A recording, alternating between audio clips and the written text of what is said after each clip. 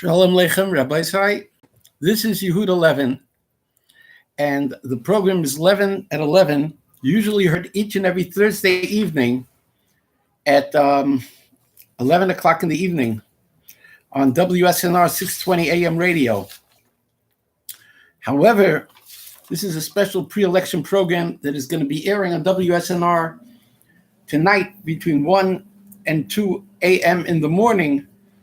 And I don't know how many people are going to sacrifice to stay up late to hear this important information.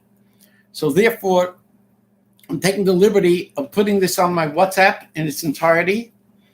And I'm also videoing it live on my YouTube channel, 11 at 11.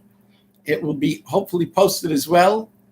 And it will be uploaded, I hope. I'm not that familiar with the technology, but you can get all my old videos of my radio program archived at rabbi.zone. The title of our current episode is Orthodox Betrayal. To use a Yiddish idiom, wie me geht, wie ich geh, und wie ich dreh. I see betrayal after betrayal after betrayal of the Orthodox by the Orthodox institutions of our community, whether it's by the newspapers, whether it's by the Rabbonim who ostrich-like are burying their heads in the sand or staying in their ivory towers and not providing the direction and the leadership to Klal Yisrael, which we need so much at this crucial time of the spiritual, cultural catastrophe. And an example of that, of course, is no direction in how to vote, what to vote. And therefore, I call this Orthodox betrayal, but it's not limited to the Rabbonim, the Rosh Yeshivas, the leaders, the seminary teachers, the moders, the Madrichim, the Madrichos. It's not limited to them. It's not limited to the Haredi newspapers, to the sins of omission, the sins of commission. By these organs that we depend on for the news, Hamadia, the advertisement, this is something that you can be proud to take into your house. Can we be proud of the fact that they totally omit the importance of teaching us how to vote and who to vote for and giving us the information about what these people stand for? Is that correct? But it's not only Hamadia, Yated, the Allgemeine, the Forward, the Blick, the Nayas, whatever it is, or the telephones, the Voss's Nayas, the Yeshiva World News, they're all complicit, they're all guilty in depriving us information. But it's not only that, it's even the Hamayin Am, the masses of people are also guilty. And those who know, who have a little hamadicum of hashkafa, are guilty of omission because they don't share this information with their mishpacha, with their friends, with all their acquaintances. The concept is you keep the good in by yourself. You are such a minority. You have an achrayus if Hashem gifted you that you have the proper Torah perspective and you understand who to vote for, who not to vote for, what to do. How can you remain silent, taciturn, and indifferent to the plight of the fact of the header, of the lack of the deficiency of Kvod Shamayim, because you're not sharing with your contact list, with your acquaintances? Each and every one of us has a list of tens, if not hundreds of people that we invite to simchas, to bar mitzvahs, etc. You understand, we have contact lists on our phones and our computers. Why don't you take a few minutes and inform everybody on your contact list? It's coming to a vote. Chas v'sholom, you shouldn't vote for so-and-so, for such and such, or you should vote for so-and-so, such as. Here's the reasons, here's what Gedolim said. Here's the takonis, here's the signed documents from Gedolim, 55 at least, that said recently, that signed, that anyone who supports assisted suicide is absolutely verboten, it's forbidden to vote for him. Do you share this with somebody? By me? I don't think we need Gedolim Rabbanim to tell us this is common sense. But we're living in such a shitchiistic, a superficial generation. There's such an amount of airheadedness that everybody, before they, before they breathe, before they eat, before they go to daven, before they go to use the Beis HaKisei, they need to have a letter from Gedolei Yisrael to tell them that that's what they're supposed to do. It should be knee-jerk, reflexive, de rigueur, habituated, obvious. No, what can we do? This is part of the Orthodox betrayal. This fact that we have to have letters from the rabbi and every schnit and crit having to do with who to vote for, what not to vote for, and that we don't understand it as the culmination of 12 years through Mesivta, from kindergarten to Mesivta, and then post-Mesivta, Beis Medrash, in high schools and seminaries. And we don't understand the Aleph of Hashkafa, that there is nothing that doesn't require a Torah-dik approach, and certainly not something that affects the Tzorchei Tzibur and her values to such an extent like voting. Almost nothing impacts on our values as much as voting. Meaning, I was 9 years old on the day Kennedy was assassinated, Friday, November the 22nd. The news came over the radio in Paul's barbershop in Kew Garden Hills in Main Street at approximately 1:25 on light FM radio. He was listening to soft music, and the announcer interrupted to say that Kennedy had been assassinated or had been shot. They didn't yet know he was dead. They knew he was gravely injured. And I remember the next few days, it was mourning. All of America was in mourning. I remember the Levaya, the horse-drawn carriage, little John Kennedy standing there. And I remember a month or two later, I was in a basement apartment with somebody who had a television set. I was a 9-year-old boy, and I observed Lyndon Baines Johnson, the vice president who was elevated to the presidency because of the assassination. He signed the famous 1964 Civil Rights Bill, which had been initiated by Kennedy, but he didn't live to see it come to fruition. Now, I will tell you Edus, testimony, that even as a 9-year-old in 1964, it was quite unusual to see on the streets of Queens or Brooklyn a black and a white boy and girl walking hand in hand. Very unusual. But in the aftermath of the civil rights movement, the now disgraced Bill Cosby was given a starring role with Robert Culp in the TV program I Spy, and they put black people onto Star Trek. And Azayt is gegangen with the civil rights movement, the civil rights legislation. The legislation law impacted on the social mores and values of the greater community of our nation.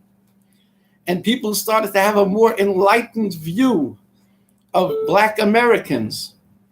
So the yesod is that as the legislation, as the law goes, so goes our country's values, letav ulamutav, whether good or the opposite. And certainly the fact that there have been so many pieces of pro-deviance, pro-hashchasa legislation, culminating in the Supreme Court narrow decision that Kennedy, Asid Lieutenant Adin, the recently retired Justice Kennedy, bears responsibility ultimately for the fact that the entire nation has now become besieged and beleaguered with an immoral law that recognizes and encourages and elevates same-gender marriage to be considered the moral equivalency in any way of the nuclear heterosexual family unit marriage. Now that is impacted, and you see in all the polls that more and more people are becoming not only accepting, not only tolerant, but downright embracing and appreciating deviance wholesale. And they're now on to the next frontier, transgendered rights, quote unquote, to use your bathrooms, your locker rooms, etc., etc. So, Morav Rabbeisai, that's why I make the statement that voting, which is for legislators, is one of the most important aspects in what will shape the moral or immoral or amoral culture of our country and by extension of the world. Therefore, it's a tremendous responsibility. And that's why I left the message on the phone just in the last half hour. Here's our first l'chaim of the program.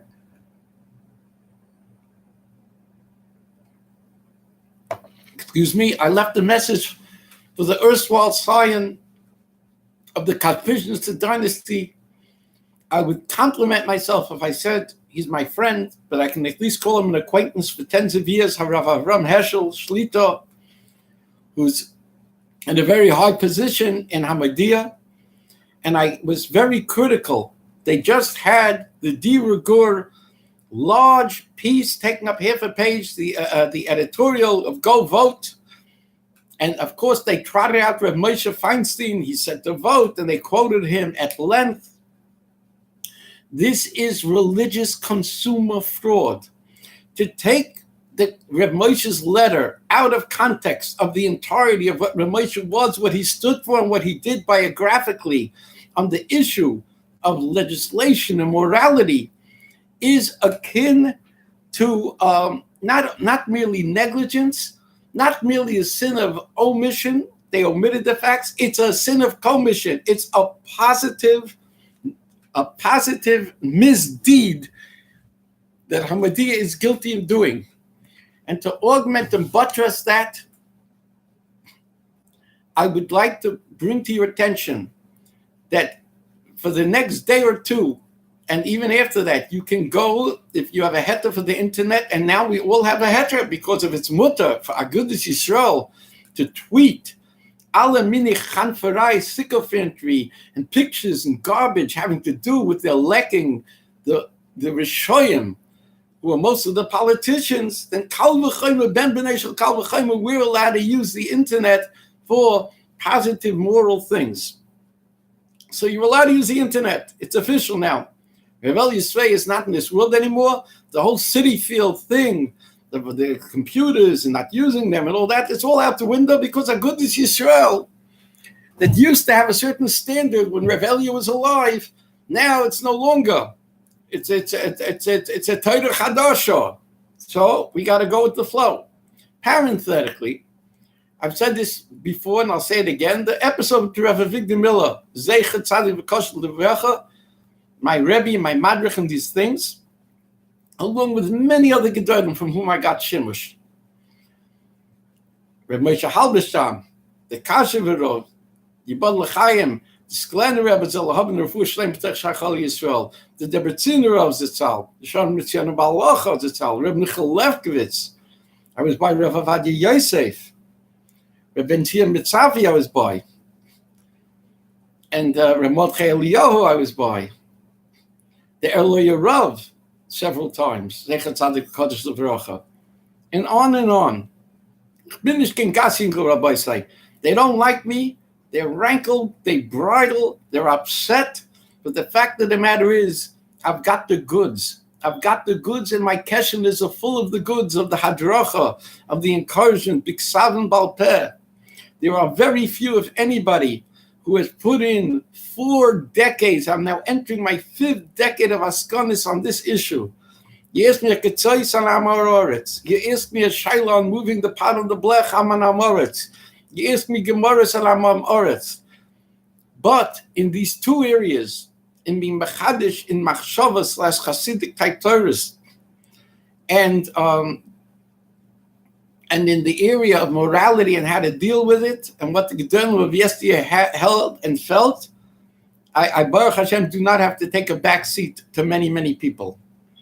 And I'm telling you, in the context of Nitna Nevuah L'Shaitim, the Chazal say that today there's no Nevuah, there's no Nevi'im, so where's our line to God? It says Nitna Nevuah L'Shaitim.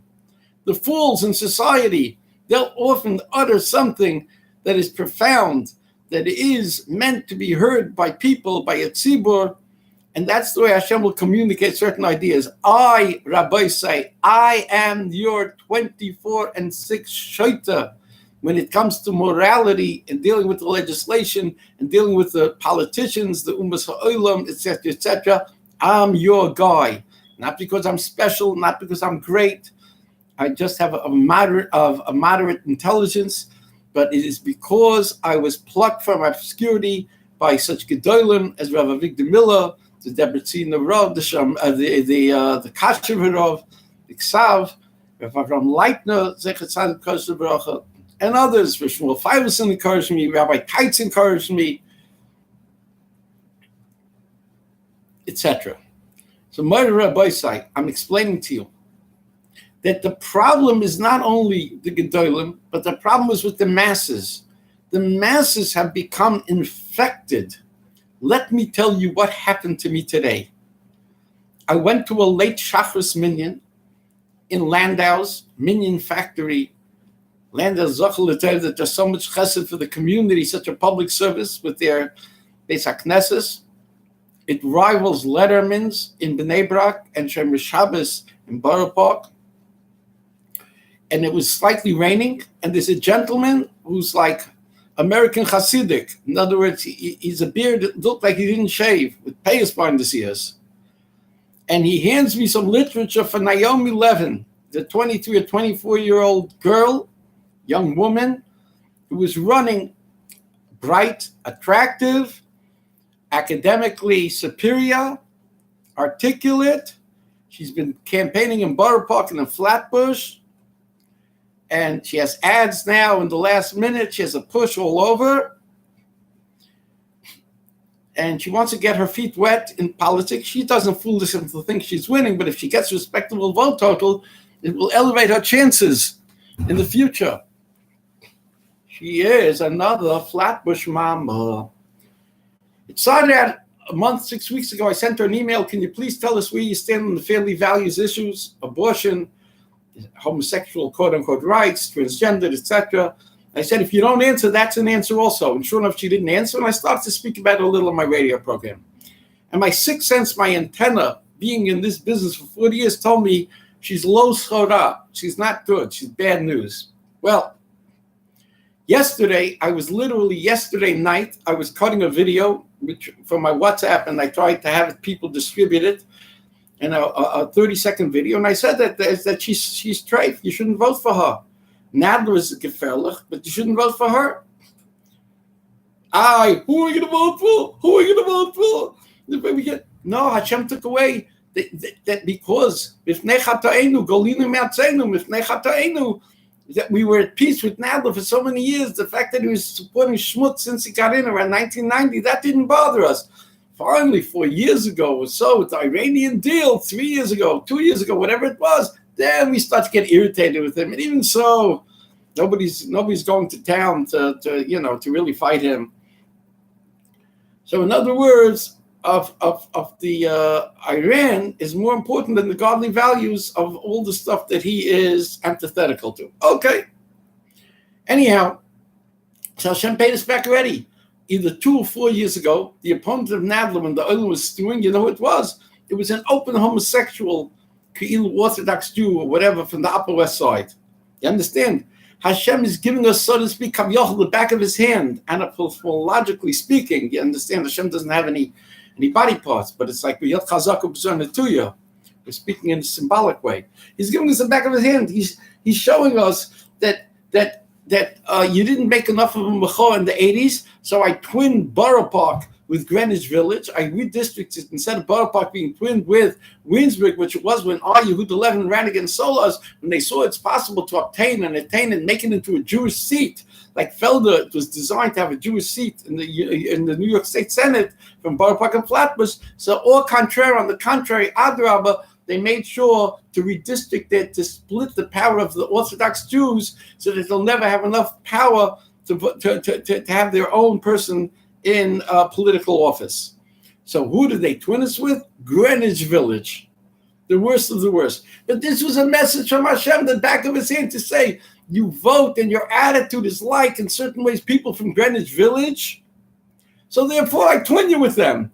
Is anybody uncomfortable? Does anybody plotting? Did one Rav give a drasha about that in all of the 28 years since it happened? Not that I know of. A tug. Here's the second l'chaim.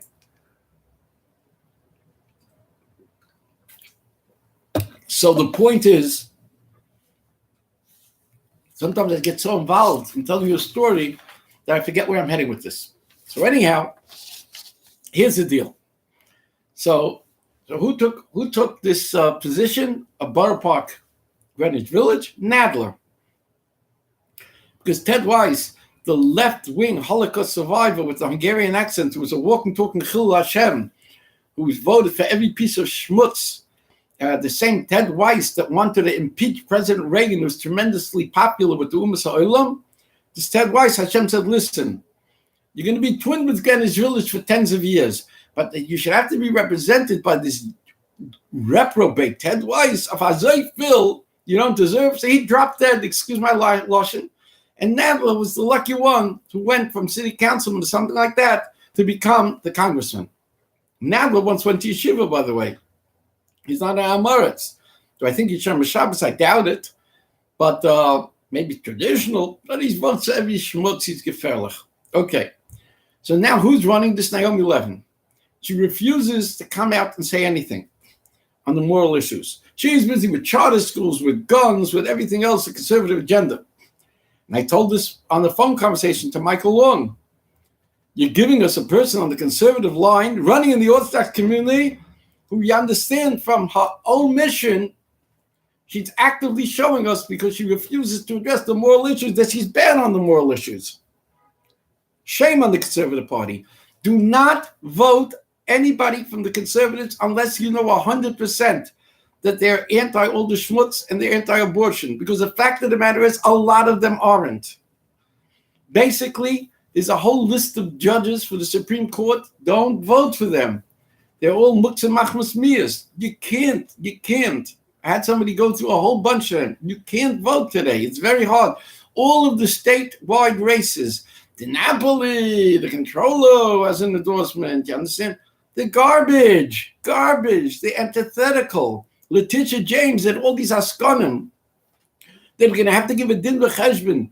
Why they're not over? Why are these people, why is Hamodia, if they publish ever an ad for a low-life politician, any newspaper, why aren't they over if they evil sit in Michshol? Imagine if they were putting in an ad for a medication, knowing if they bothered to check that their medication could also cause a very big increase in heart attacks. They're not overlift naive if they don't give this information to people and they put in the ad to promote people using this medication. It's a no-brainer. Anyhow, I'm cutting a video last night, pre-election video, do not vote for Naomi Levin, and I'm saying up Yisfara.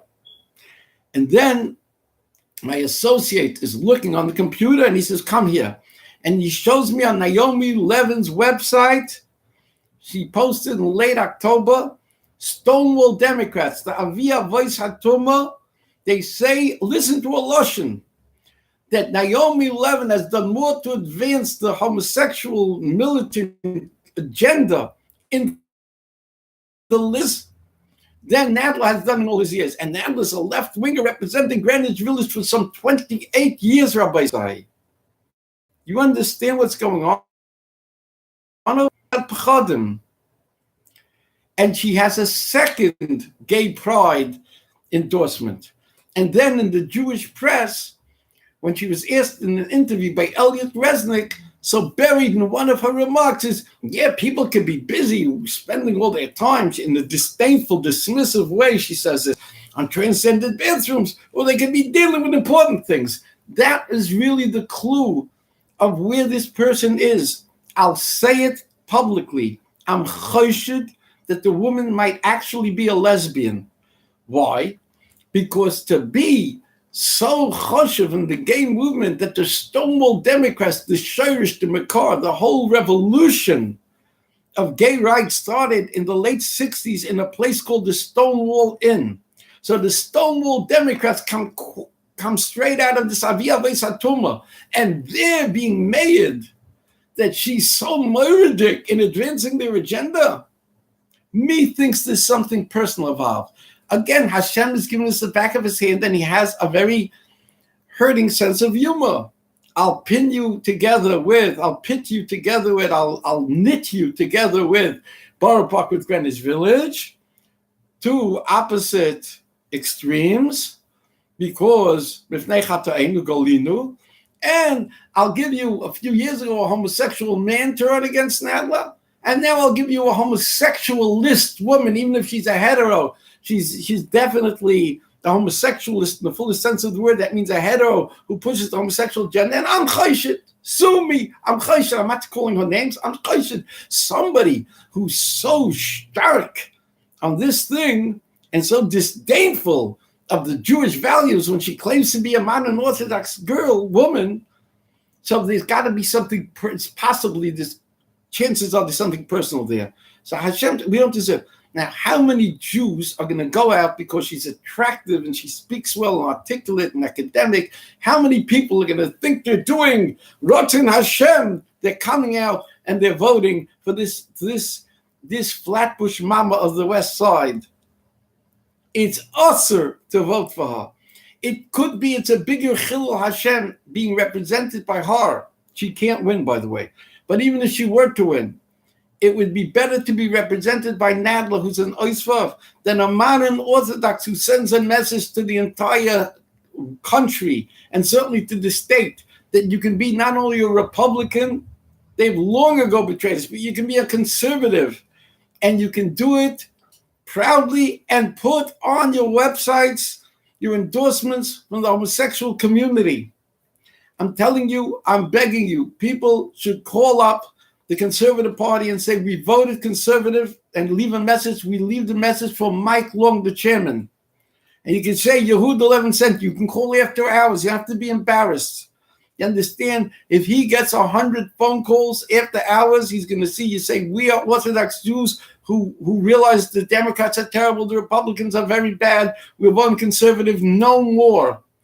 The Conservative Party, 2 years ago, in the most recent thing against de Blasio, they had the Greek woman, assemblywoman from Staten Island, supported all the schmutz, also single and not married. Then 2 years before that, they had the head of the MTA, Joe Loda, Oisworth, saying in ads on TV, I support abortion on demand, I support homosexual marriage. Why do you have to vote for de Blasio? You can vote for me.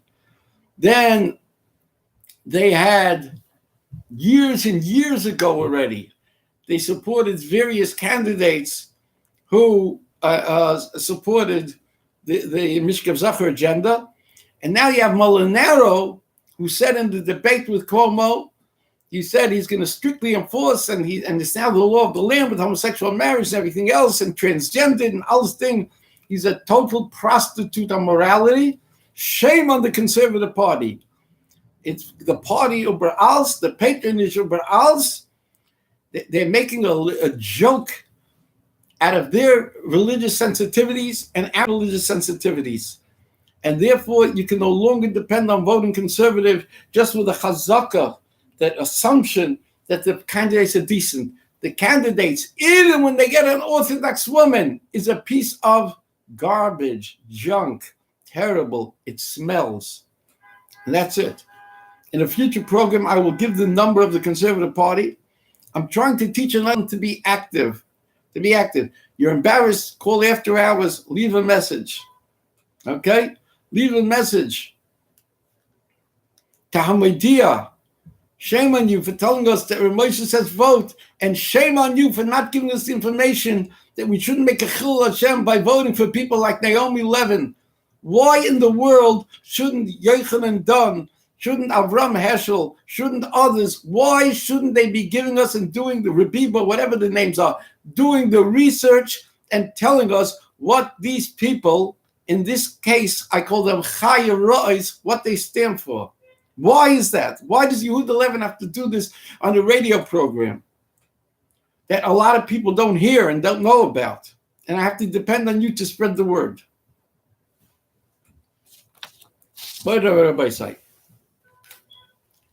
Moving right along as we hit the half-hour spot.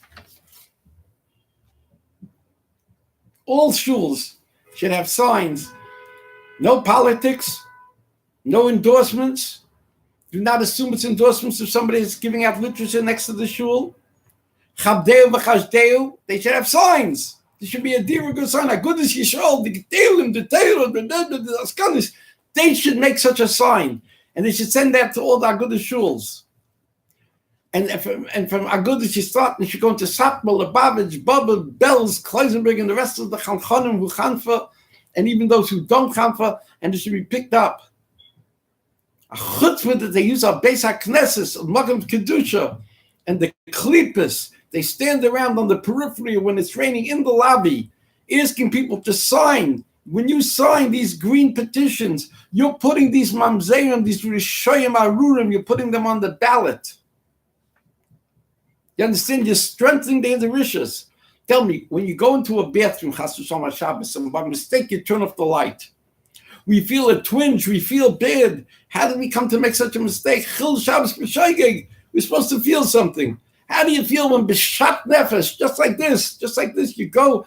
Somebody comes over to you with a yarmulke. He says, "Sign this, and this person wants to be on the ballot." And you sign. You're a good yid. You're doing a chesed. Would you buy a house like that without a title search? Who do you know you're signing for? He said, "What do you mean, Yeshem Shabbos? You know how many bad bills David Greenfield, the Oisva, voted for? He made it fashionable. And his Talmud Chayim Deutsch, meaning that he learned from him to also to fight on. And so you think the Tzaddik Simcha Felder, because he did big stuff for yeshivas, you think he's butter? You know how many things Simcha Felder has voted for the wrong way? There isn't an Orthodox Jew in office who hasn't been Mechal Hashem more than once. More than once.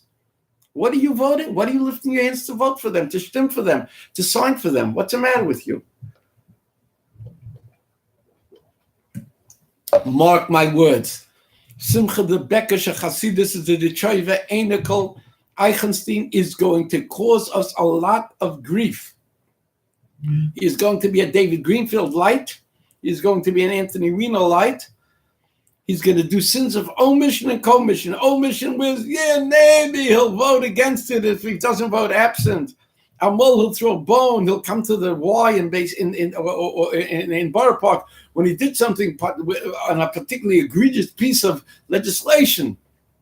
And he'll speak out, and all of us will be fasamte idioten, and will believe that he's not being B'chal Hashem Shemayim because they all see all the Oifgeklet, the Simcha Eichelstin, the Bekesh, is the same one who went to Corey Johnson, the now speaker of the open homosexual, HIV positive, Oisvav, speaker of the New York City Council. Corey, we love you. You give us so much money, Corey.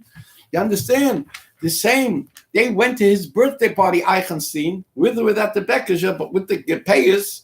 And with the beard, by the way, did he trim his beard or not? Simcha Chassid did a little Chassidic touching of the beard or not? Just curious. I mean, it doesn't mean anything. He's entitled to do what he wants. Just curious. So anyhow, they went because they bet. They're so wise. They knew Corey's going to be a Ben Aliyah.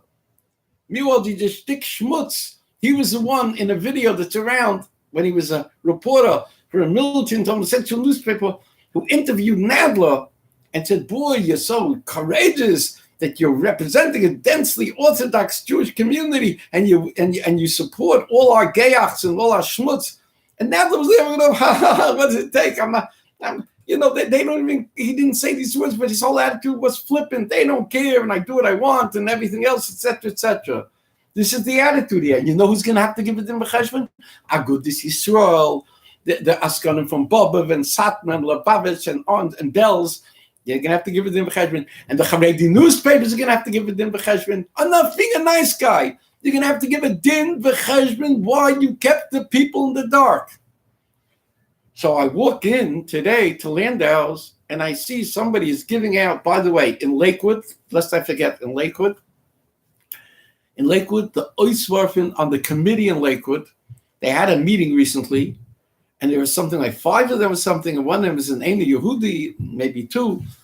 And Alt Eliezer Rivka Zochel Etev got up, Richter, and he spoke. How come nobody's doing anything about the fact that for a month long in Lakewood, in the youth section of the library, they're celebrating gay and proud with book lists and activities and everything else, and we want this defunded. And none of the committeemen said anything, and one of the committeemen, the Gentile, was interrupting him and chipping and debating with him civil rights, is this, is that.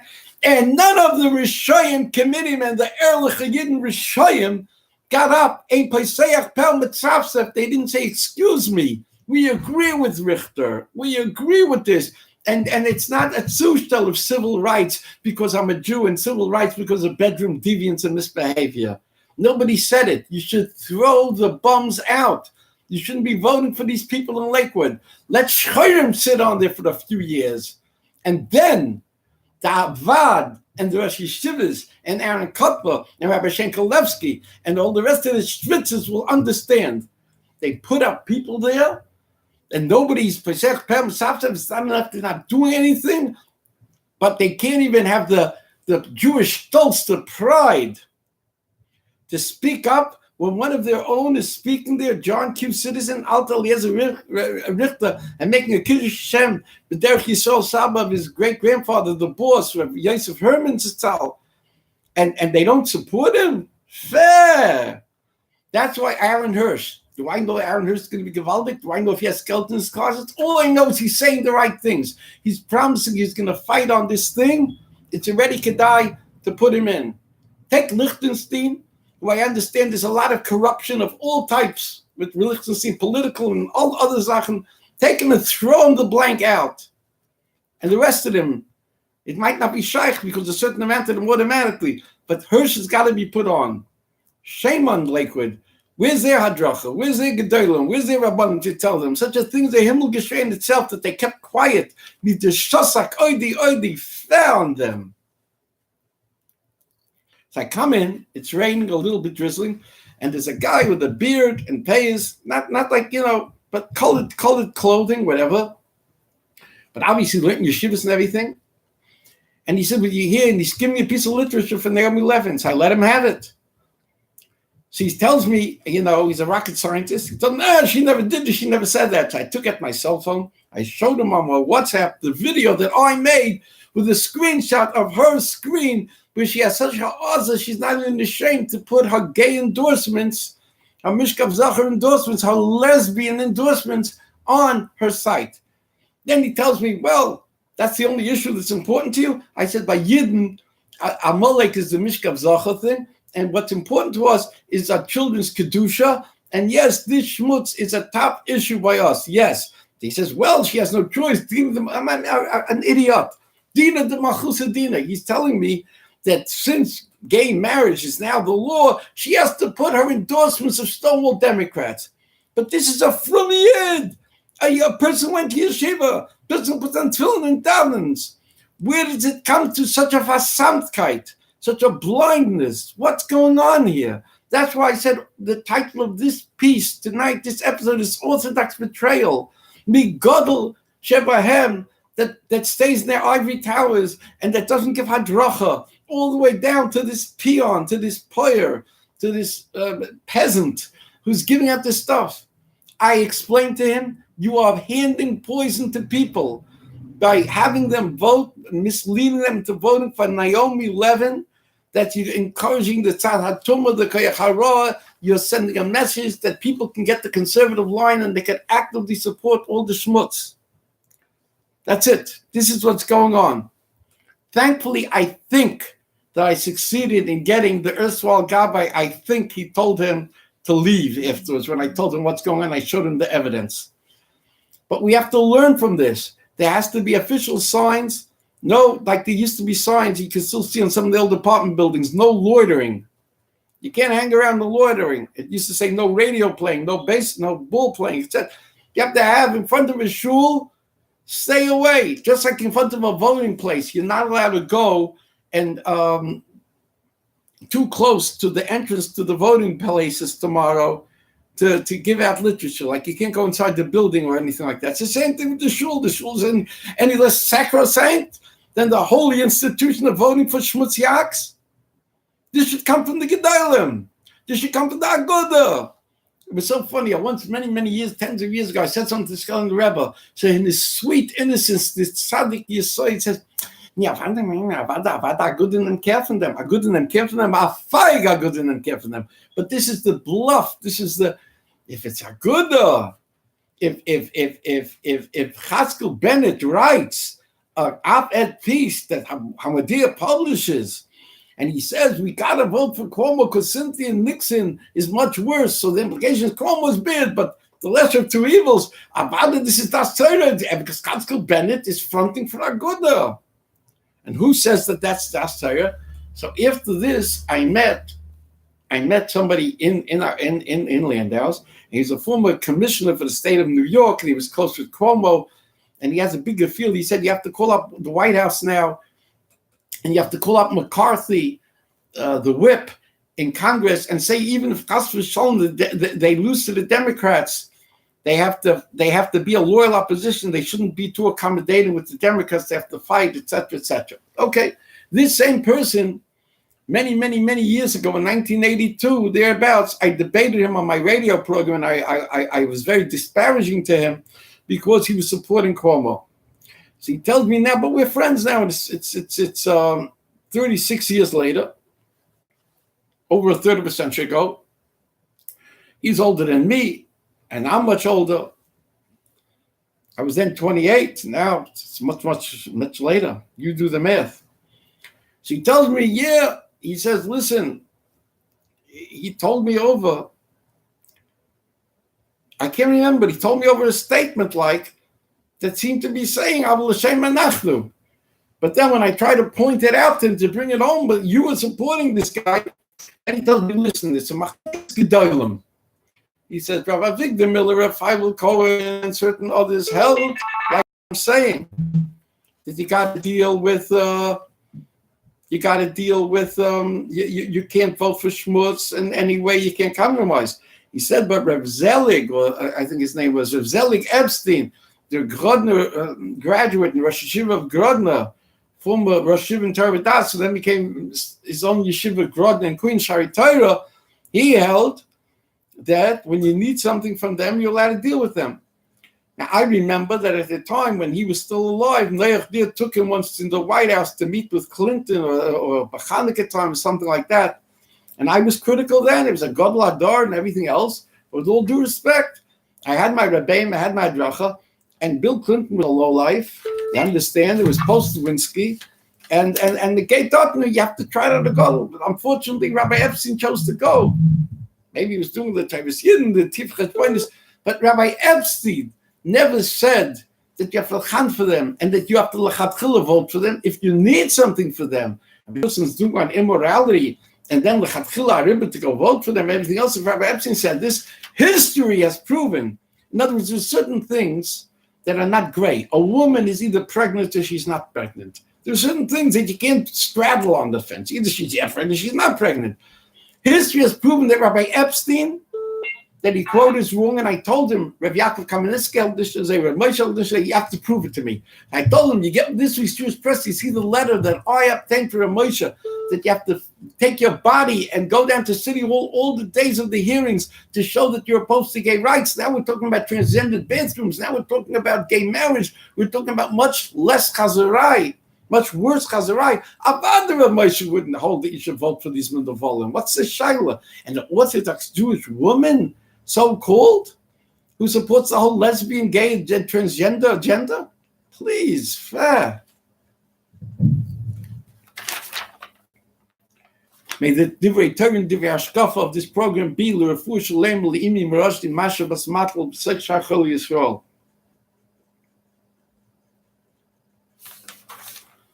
Now,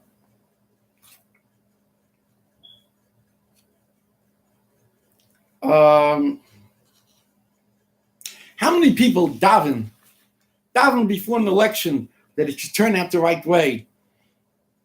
You think that's crazy? Where do you get such a mishigasun? Well, how about the fact that it says in Pirkei Avos, "Havei mispalel l'shleima shel malchus"? We have to pray, because if not, ish chayim re'eu boloich.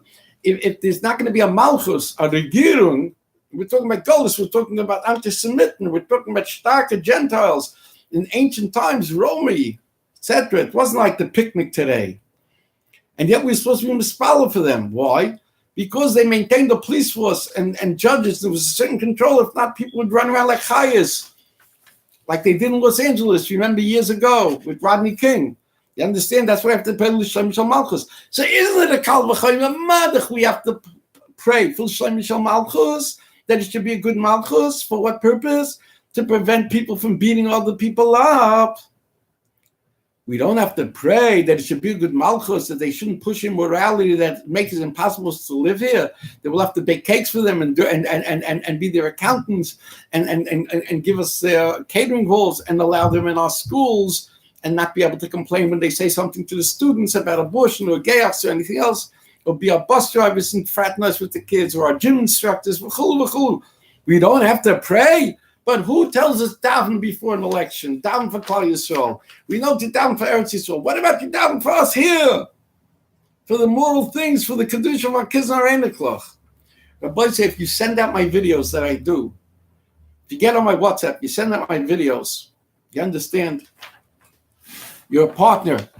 Get this message out now in the remaining time before the vote to all your contact lists, to everybody in the thing. Take the article that's in the Jewish press online and send it out to everybody you know. Do a mitzvah. It'll be an insurance policy for your children, for your grandchildren. They should be b'kedusha b'tahara. Ma'ariv Rabbi Sai. Ma'ariv Rabbi Sai. Here's the hotline number. Please take a pen. Spread the word on the hotline. 641-715-3900. 641-715-3900. Extension 247656. Extension 247656.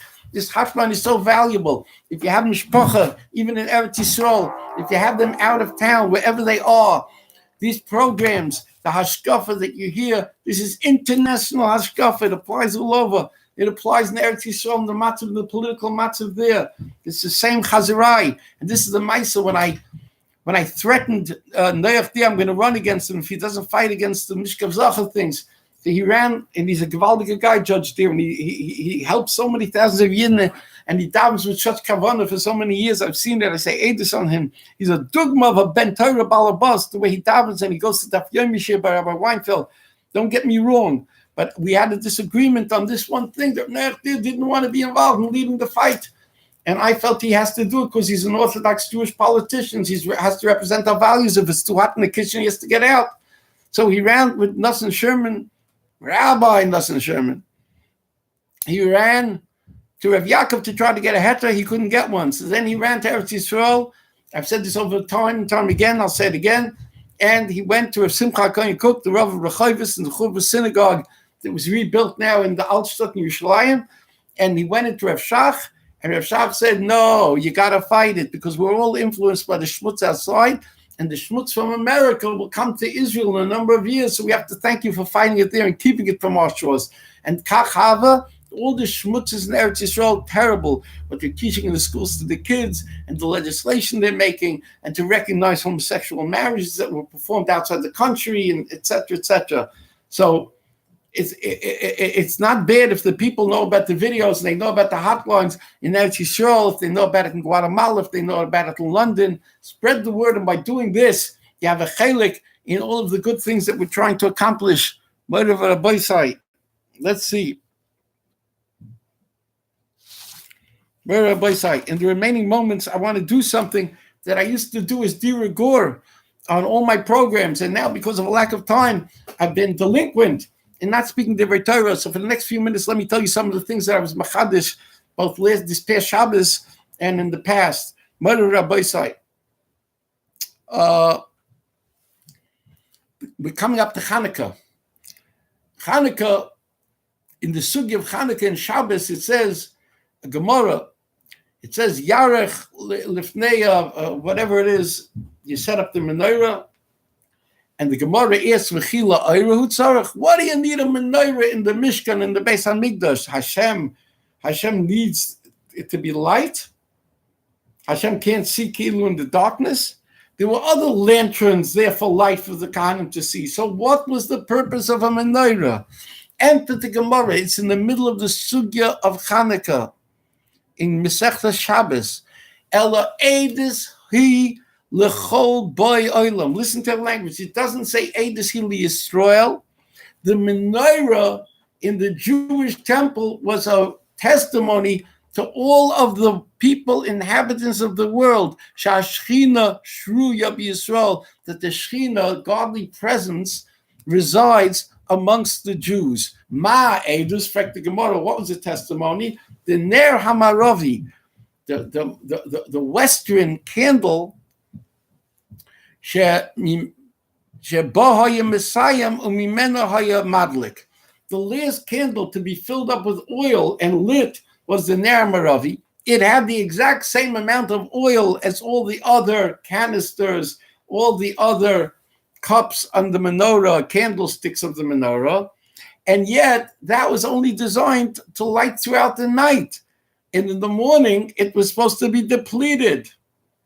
But the Ner Hamaravi, with the same amount of oil, lasted an entire 24 hours until it was rekindled again. And in the time of Shimon HaTzadik or whoever, it lasted for maybe sometimes months, sometimes years without rekindling. So here's the deal. We see built into the matbeah, the typology of the menorah was the concept of a miracle in how long it would remain lit. And that was to show the special relationship between God and the Jewish people. As we would say in English, if you make a song about it, you can call it "You Light Up Our Lives." You understand? That's a double entendre. Okay. So now you understand the deeper level. When it came Hanukkah, and the Jews saw that despite the fact that there were so many Hellenistim, despite the fact that there was a minority of Jews that was still faithful to Hashem, as Rashi says in Berachos, Matisyahu and 5 of his children, they declared a civil war, a revolutionary war against the biggest superpower, their Syrian Greek interlocutors, oppressors. And if you read the Midrashim and the stories of Hanukkah, you see it was only a few hundred and then a few thousand people who were fighting the superior armies. That's what it means, Rabin Biyad Ma'atim. Okay. So you see that the concept was, despite all that, despite the fact we didn't deserve love because the majority of us were betraying, they were becoming Hellenists, they were becoming acclimated and integrated and assimilated into the Syrian Greek lifestyle, the hedonism, the materialism, their sophistication, their cultures, etc., Rabbi Sai. And despite that, even for the small amount of Jews, Hashem made Gewaldige miracles, and this is the final frontier, it's the final Nes, the final holiday before the Mashiach comes. Esther Seif Kol HaNisim, V'ha'ika Chanukah, Nitin L'Koseh. The list of the Nisim is Hanukkah, except it doesn't have a Megillah. There was no longer included in the Apocrypha of the holy Tanakh. But it's the last of the Nisim. It's the letzte stantia. It's the last stop before the Gul Shlem. It's Hanukkah. It's a chinuch on what's going to be. So it demonstrates that Hashem still loved us, and He still made that same miracle they made for the Dar Day and the Mishkan, who were so close to Him. He made that same miracle for us in our fallen state many years later, over 1,000 years later, right? He made Hanukkah. So now here's the Chiddush. It says that, sorry, Imenu, 3 miracles happened. In this week's Toldos, we learned that Yitzchak gets married to Rivka,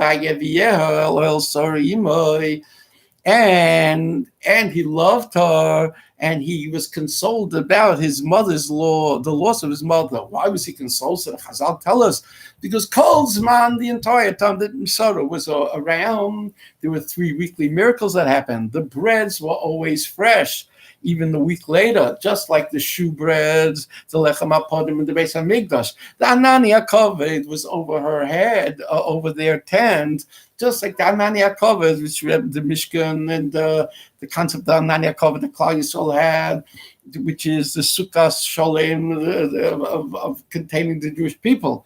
And the third thing was that her candle remained lit from Erev Shabbos to Erev Shabbos, exactly like the Ner HaMaravi. So you see here that the antecedent, 1,000 years before, approximately before the Mishkan, the advent of the Mishkan, there was already the miracle of the light that started out with sorrow. Why? Because why do women light candles? Chava lights candles because he kavsa, because she extinguished the light of the world by bringing death into the world, by persuading Adam to eat from the forbidden fruit. And that's why al sholish Averis Noshim Mesis B'Shas Leidasan, right? And one of them is Likas Haner.